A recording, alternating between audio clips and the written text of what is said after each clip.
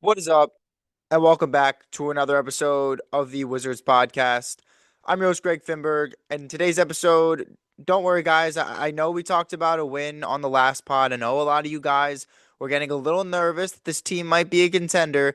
I'm here to tell you they're not. They are not a contender. They are not a playing team. They are nowhere close. They still are one of the worst teams, honestly, that I've watched ever.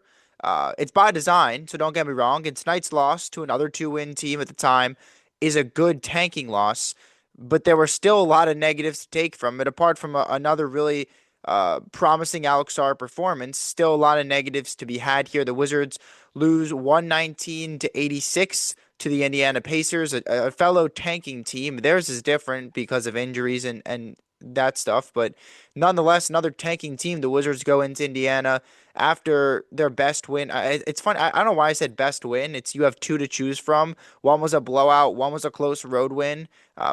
Yes, it was their best win over Atlanta, and then they come out here and they lay an egg on the road, lose by 33 to another bad Indiana team.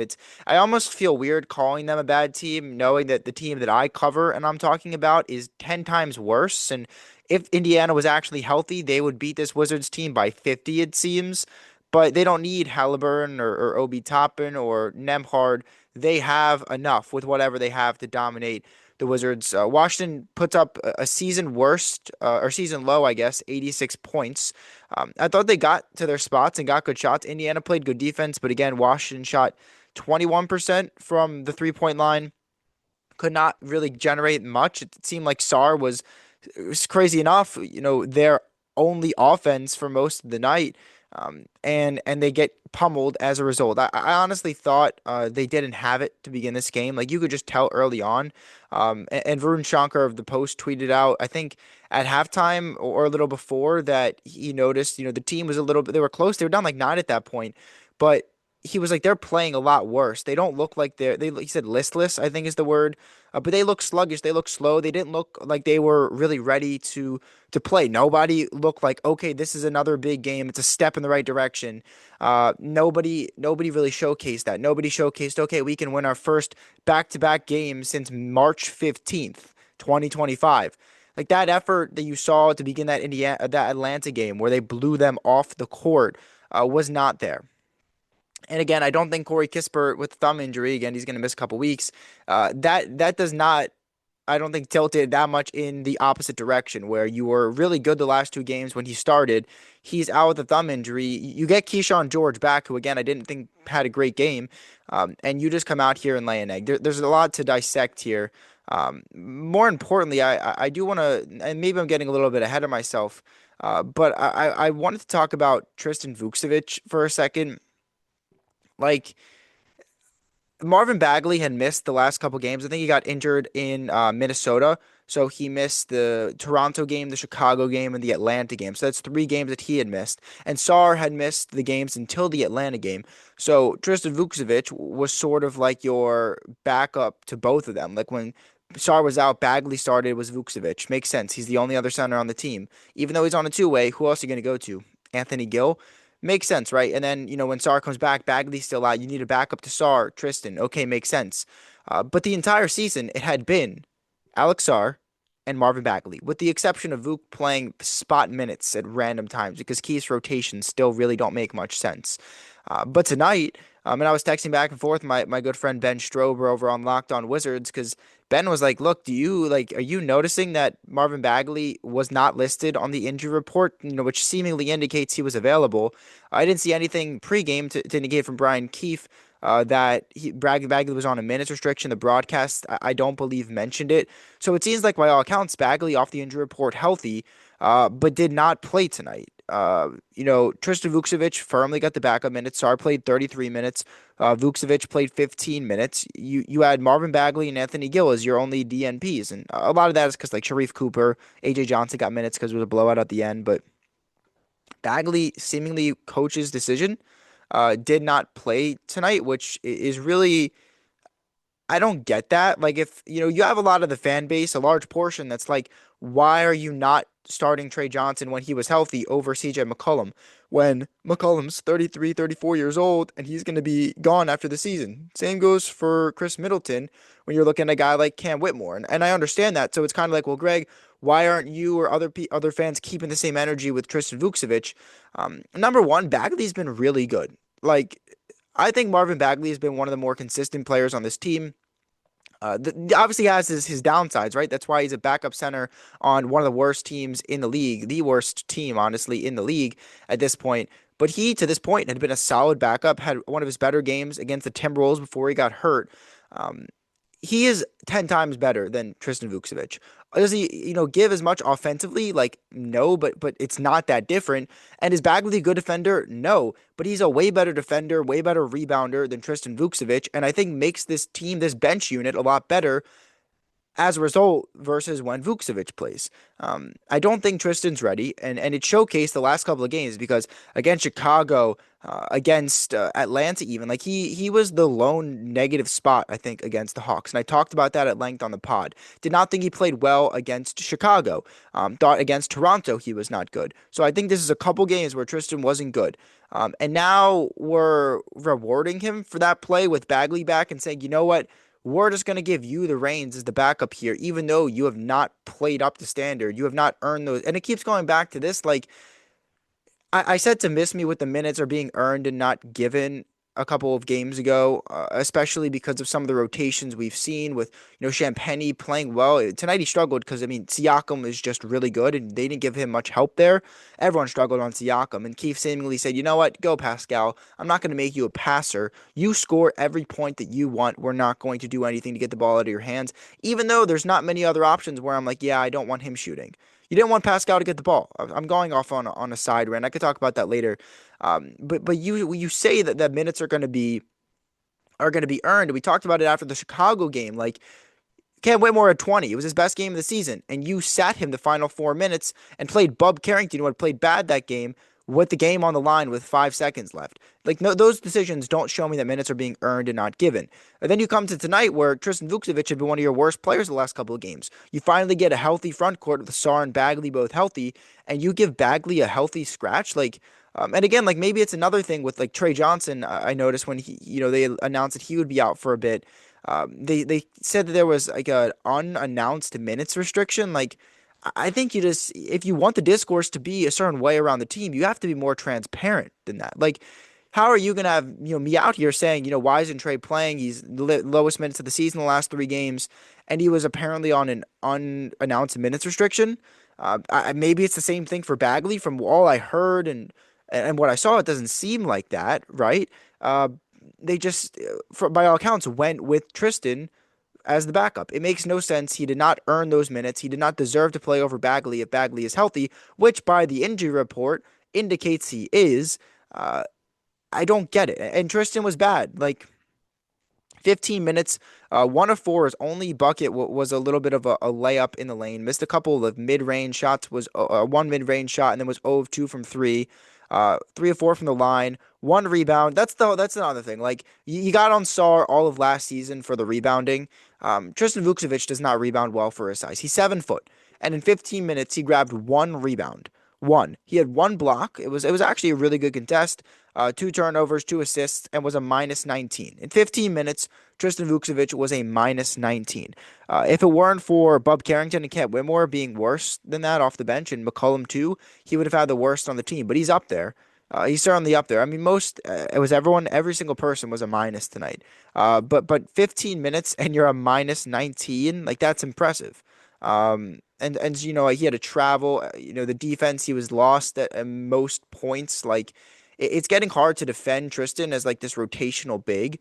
Not saying he can't be that, but you would expect or at least hope for him to be further along in his development. He's 21. Like he has a ways to go, certainly. And I'm not saying I'm out on Tristan, but for the time being, I'm out on him getting minutes over Marvin Bagley. I can tell you that. That's just another rotational move from Keith that I don't think makes sense. Again, I don't know what he's being told. Like, if this is really just like a Keith thing where he said, you know what, I'm putting Tristan in. I think he's the better big tonight over Bagley, who's healthy.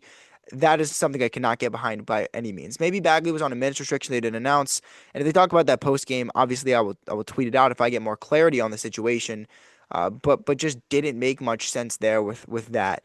Um, on a more positive note in the front court, Sarr was great again, coming off his arguably his best game of the season, maybe his second best game of the season against the Hawks. I think he had 27 on 11 to 15 from the field. A little less efficient tonight, 24 on 8 of 18 from the field. Uh, 7 to 12 from three. The little bit of a blunder on those last two performances has just been his inability to make free throws. I'm happy he's getting to the line. Like that was an issue last year where it was why can't this guy who's 7 foot be aggressive, play to his size, get to the line? Because I was like, at that point, midway through the season, I was like, is he a good free throw shooter? I don't know because he barely gets there at his size. So I'm never going to complain about 7 free throws from Alex Sarr. I believe combined, the rest of the team took 8. So that's nice to see that when the offense is running through Sarr, he's getting to the line, he's getting these calls, which is nice. He's 7 to 12. Like he's got to make more. He could have easily had nearly a 30-point performance again. So don't like that. 8 boards again, rebounding pretty well for his size in those minutes. 2 steals, 2 blocks. Um, Again, like he was really good. The offense ran through him. He had a couple finishes through contact, a couple dunks in the lane, offensive rebound putbacks.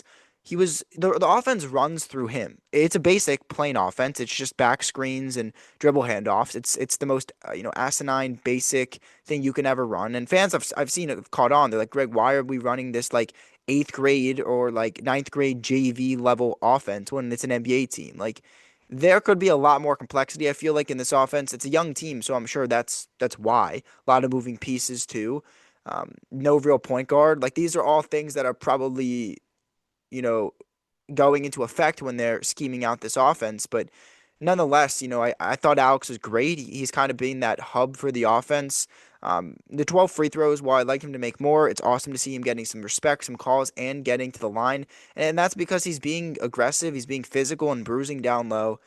So really liked what I saw. He had one play in particular where the ball they counted as a steal. Like the ball kind of just like bounced all over when the Pacers got the board. Everyone was running in transition. He stayed. He got the loose ball. Pulled it quickly back from his defender and crossed over, spun into the lane, and then got the nice. I don't know if he finished it or if he got fouled on that position. I think he finished it. But that was one of the more impressive plays from Sarr on the night. Drained to three, was 1 of 4 from that area. So his efficiency from three has continued to go down. So that and the free throw is not ideal, but really liked the overall game. That's back-to-back 20-point games. Like I think I tweeted this out the other night. In terms of like Sarr's 20 plus point games. I believe his or 25 plus point games, his rookie season, he had won the entire season. I think he has 4 or 5 already this year, and then tonight 24. So it's just showcasing that he is getting better. I do fear he was arguably the lone bright spot. Like Bilal wasn't bad again. 11 points on 4 of 9 from the field, 2 of 5 from three, better efficiency, 4 boards, had 4 turnovers, and I honestly that makes sense. I thought he honestly had more. If that sounds weird to say, but I thought that he made some really poor plays with the ball in his hands, and it's getting harder to say like, oh, he's young and all that stuff. Like his off ball creation is pretty non-existent. Like unless he gets a quick first step beyond his guy, which he did and got fouled tonight because of that. There's not really much. There's not really much else to his game. There's a couple times where he tried to take a guy off the dribble and just got stonewalled and turned the ball over. So you'd like to see more from him in that area. 4 fouls, like an okay game. 9 shots is better than 6. I've been harping on that the last couple games as you've been listening. So glad to see he's been a little bit more aggressive and was definitely not hesitant to shoot from three, which is cool.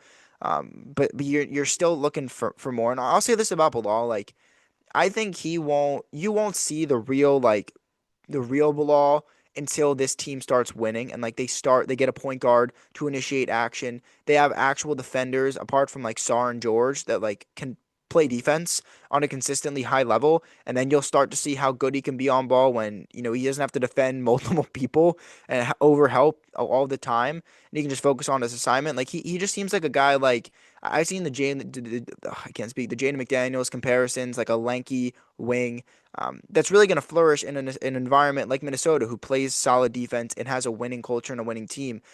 So I'm not the jury's not out on Bilal. I think he's probably going to get an extension no matter what. He's kind of been playing similarly to how he played last season.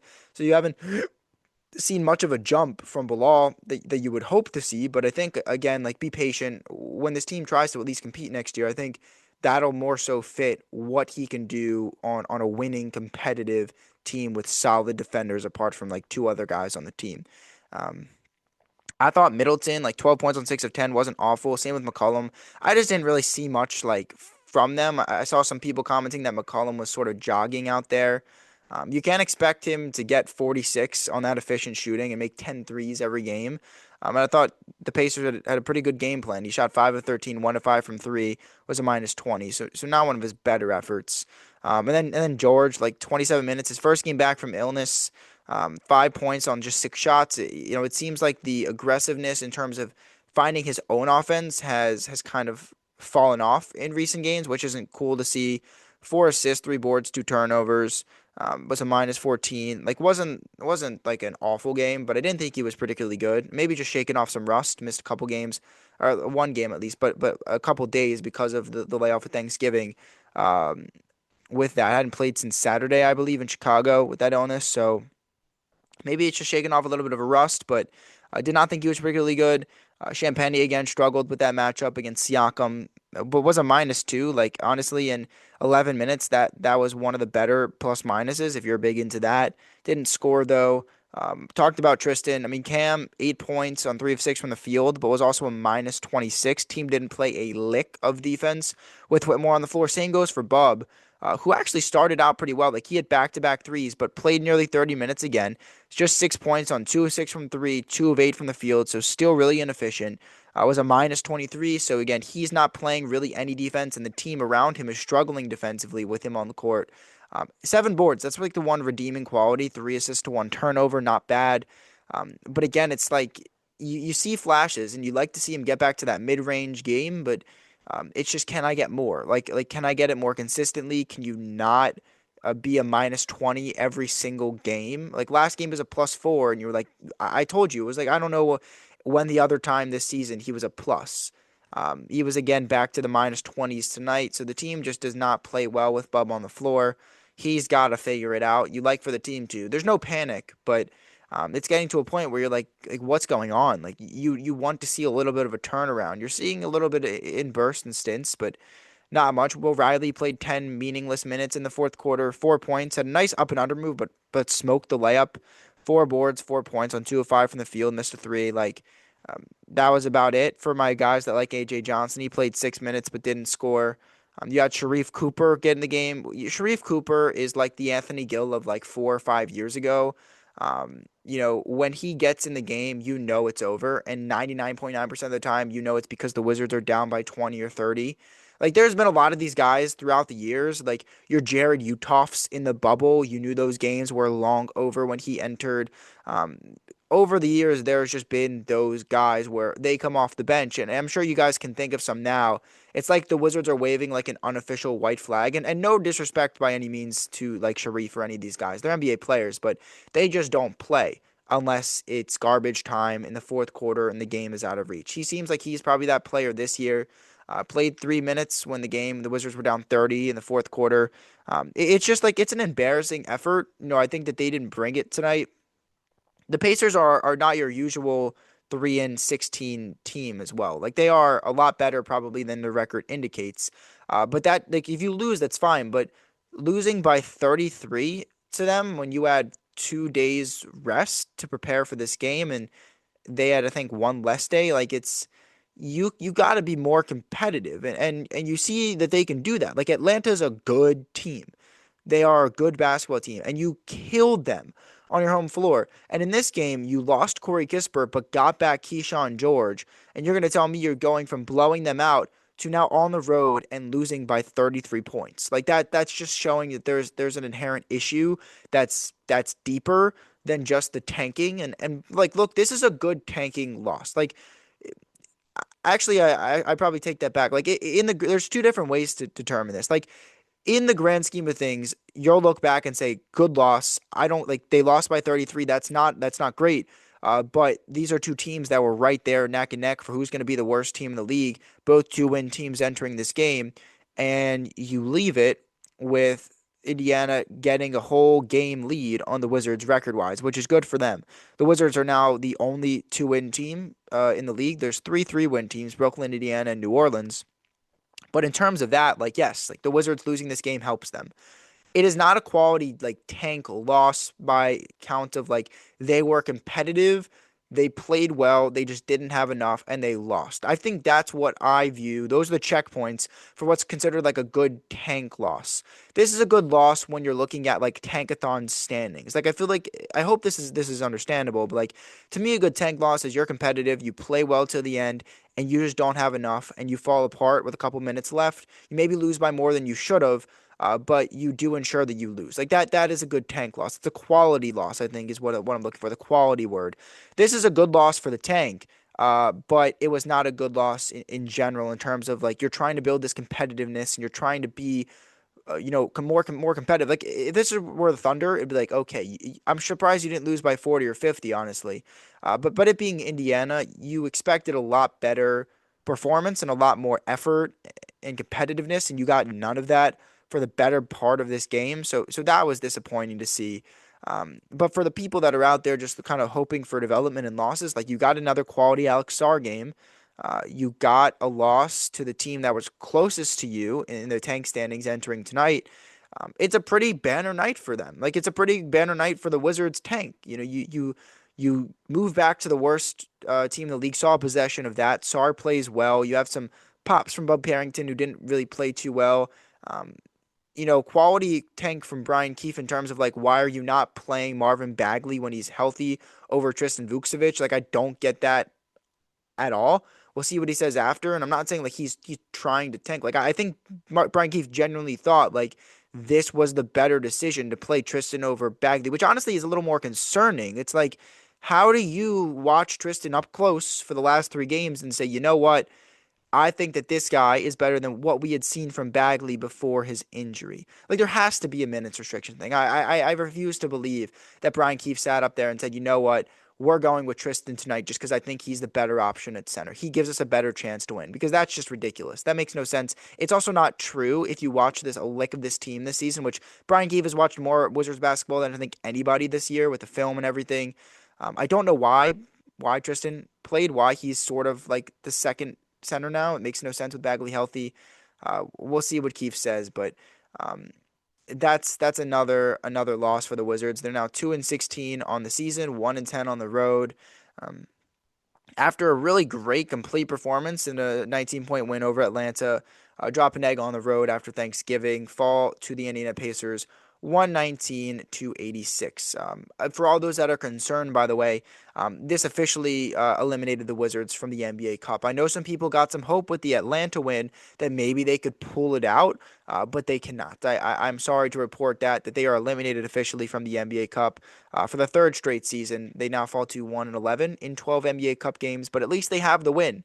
At least they are no longer winless in the NBA Cup. So that's awesome, right?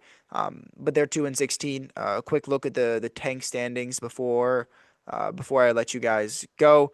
Um, Looking at the tank standings, the Wizards are 2-16. They're dead last.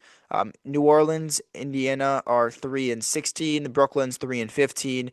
And that's the firm bottom four. Like the hard cutoff is Brooklyn right here, where the Wizards need to be, by the way, bottom four. Because if they're bottom four, they can't fall outside the top 8. They have a top 8 protected pick with New York. That guarantees a bottom 4 record, guarantees that they keep their pick. For anybody that is not informed, that's a big number for the Wizards' bottom 4. They're firmly in that bottom 4. And then outside of that, you have multiple 5-win teams in Dallas, Sacramento, Charlotte, who picked up, I think, a win tonight. LA, who will not be in this realm for much longer, I believe, and Utah. And then you go up to 7 wins with Memphis. So there's a bit of a gap being created slowly but surely between the Wizards and not just like a little bit of the teams above them, but the teams even immediately close to them, which is good in the grand scheme of things, obviously, with the tank and all things considered. So, a really bad effort, a really poor effort. If I'm the Wizards, I'd be a little honestly embarrassed that I got ran off the court by a team that was 2-16 entering tonight. But nonetheless, like if you're a firm into this tank, you're like, this is a good loss. And in the grand scheme of things, looking back in May when you're at the lottery, you'll be like, yes, like I'm glad that they lost in the end of the Pacers. Whether they were close or they got blown out, I don't care. they lost. And I'm sure that's what most Wizards fans think, and you're probably right to think that. So that's going to do it for this episode of the Wizards podcast. Wizards fall 119 to 286 to the Indiana Pacers and fall to 2-16 on the season. Their next game, I believe, is at home on December 1st. So a couple more days wait until that game. Home against the Bucks. Giannis is back, so if you're going to that game, you'll get to see him. He was out a couple weeks with an injury. He had a triple double, I think, the opening night of the season, which is the last time these two teams faced off. I guarantee he'll probably have another in that one, and we'll see what the Wizards do. But that's gonna do it for this episode. Thanks for listening, as always. Go Wiz.